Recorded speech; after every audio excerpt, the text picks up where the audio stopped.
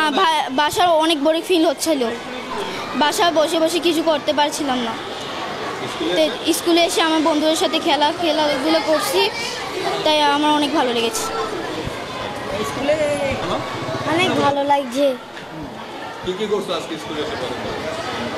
স্কুলে প্রথমে এসে বন্ধুদের সাথে দেখা হয়েছে, অ্যাসেম্বলি করছে, অনেক ভালো লাগছে।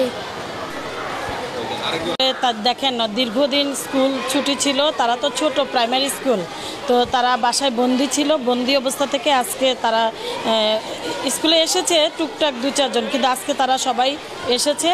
এবং যেই জায়গাটা তারা পিছিয়ে গেছে, আমরা যেই সময়টুকু কাটিয়েছি যে তাদের সাথে মিশতে পারি নাই, তাদেরকে কিছু দিতে পারি নাই, সেটাকে সেই ক্ষতিপূরণটার লক্ষ্যে আমাদের কোনো নির্দেশনা এখন পর্যন্ত আমরা পাই নাই। তবে আমাদের নিজস্ব উদ্যোগে আমরা চেষ্টা করছি তাদের সেই ক্ষতিপূরণটা পুষিয়ে দেওয়ার জন্য। কারণ পরবর্তী শ্রেণীতে যখন তারা যাবে, এই শিশুটা তো আমাদেরই, তাহলে পরবর্তী শ্রেণীর জন্য উপযোগী করে গড়ে তুলতে তাদের জন্য আমাদের যা যা করা দরকার আমরা তা করব। আর আপনাদের জ্ঞাতার্থে আমরা জানিয়ে রাখছি যে আমাদের প্রতিটা সেকশনের একটা হোয়াটসঅ্যাপ গ্রুপ আছে। ওই গ্রুপে আমাদের ম্যাডামরা পড়া দিয়েছেন, অনেকে আমি দেখেছি প্রতিটা গ্রুপের সাথে আমি অ্যাড আছি, লিখিত পড়া আদায় করেছেন, তাদের সাথে কথোপকথন হয়েছে।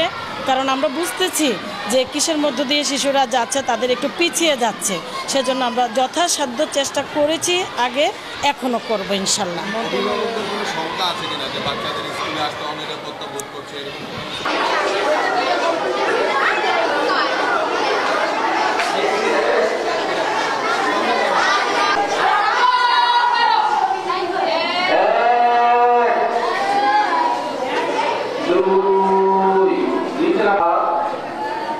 Bye.